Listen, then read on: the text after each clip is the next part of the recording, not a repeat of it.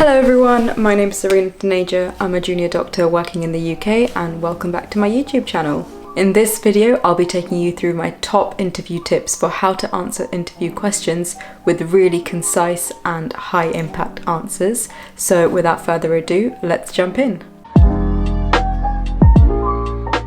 I've divided my tips up into 5 broad categories, which are synthesize, state, split, structure, and spice. I hope I got that right. Dodge, duck, dip, dive, and dodge. I love a bit of alliteration, so let's get into it. So number 1 is synthesize. And what I mean by that is to really understand the question that you're being asked and learn to read the subtext within questions. For example, a common question such as, what are your weaknesses? Is actually asking, what challenges have you overcome? Or how self-aware are you? And that's what the interviewers are expecting in your answer. Other questions where there's commonly some subtext includes things like, where do you see yourself in 10 years? What they're asking there is, what are your professional goals and how will this role help you get there? The more you do interview practice questions and come across these really common questions, you'll get good at really understanding where the subtext is and how to structure your answers to make sure you give the interviewers what they actually want. Good top tip in this section is, if you need a bit of thinking time, then it's a really good idea to ask the interviewer to repeat the question, or you to repeat the question back to the interviewer as your introduction. So for example, if someone asked me, where do you see yourself in 10 years? I would reply with, where do I see myself in 10 years? That's a really good question. I think that, and then go and answer it. So you can see just those few seconds can give you all the thinking time you need to make sure your answer comes out a bit more structured. Number 2 is to state. And what I mean by that is, I think it's a really strong move before you answer a question to state or define aspects of the question that they've asked you. I think that makes for a really good introduction. Again, it gives you a bit of extra cheeky thinking time built into your answer. So for example, in my recent surgical interview, the question was, describe, what was it? Oh yeah, it was to describe a time when you've been a leader while working as a team. I answered that question by first defining what leadership meant to me. And it went something like, I'm gonna have to read my notes. So I said, to me, a good leader is someone who is a good communicator and addresses the needs of the team while being assertive and having a clear overview of the whole goal the team is working towards. I believe I demonstrated this when, and you can see that that's given me a bit of extra thinking time, clearly defined what I mean when I talk about a good leader, and then it gives me a good segue into demonstrating when I've shown these qualities. So I think that's another really good way of beginning your answers on a really strong foot. Number 3 is to split.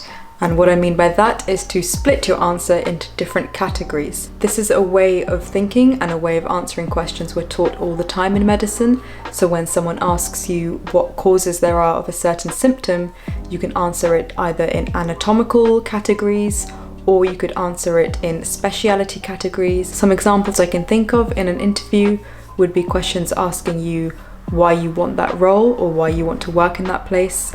You could split it up into clinical reasons, academic reasons, and personal reasons, for example. If they're asking you why you're suitable for a job, you could split your answer up into, here are the technical skills I have, and here are the non-technical skills I have. You can use categorization in a multitude of ways. I think answering questions this way gives both you and the interviewer a lot of clarity, so I would really recommend trying to answer questions like this if you can.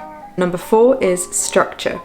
These frameworks are really good ways to structure answers when you're using personal examples of things that you've achieved or experiences you've had. So the first one I want to discuss is one I've seen quite a lot. It is the STAR acronym, and it's got 4 parts. So there is S for situation, so a concise summary about the context. T for task, so what had to be achieved. A for action, what did you do? And most importantly is the R for results/reflection. What was the outcome? What challenges did you overcome? What did you learn?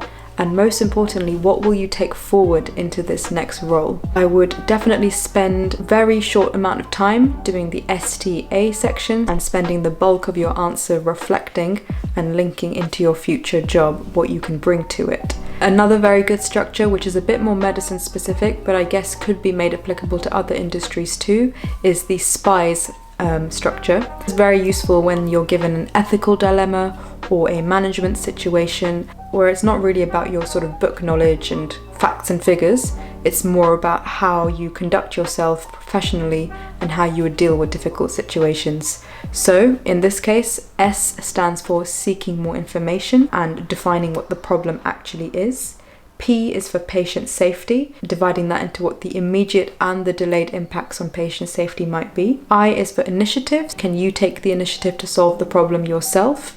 E is for escalate. So do you need to contact your seniors? Is there anyone else you can talk to help you solve this problem? S is for support. So whether you need support or other members in the situation need any support regarding welfare, well-being.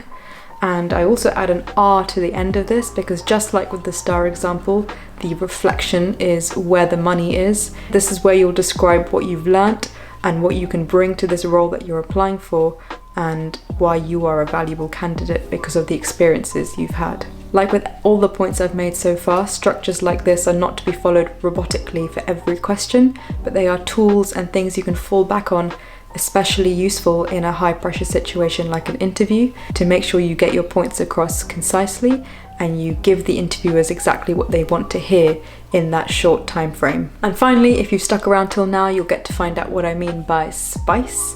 And essentially, spice just means bringing across your personality. What is it about you that is unique? And the best way to bring that across is to use real examples and use personal examples of things you've done, projects you've led or been a part of, because only you would have had that combination of experiences, and it's really important to share that with the interviewers in the short time you have with them. In addition to that, it's important to remember that this interview is a human-and-human interaction, and although it's professional and formal, it is a social interaction like any other, and both parties will be picking up signals from each other about what kind of person they are. So just things like greeting them at the beginning, thanking them for their time at the end, goes such a long way to showing what kind of character you have. And I think alongside good structure, confidence, and coming across organised, the touches of personality is what will make you stand out from others and make you come across as someone who looks like they'd be good to work with. Above all, just practice, practice, practice. Grab a mirror, grab a friend, grab a family member, and just practice articulating your experiences, coming across well, and have these structures in the back of your mind to fall back on. So I hope that was useful. I've got another video on my channel specifically looking at tips for online interviews. If you want to go check that out, it's on my channel. And thank you for watching, and see you soon. Synthesise, split, structure.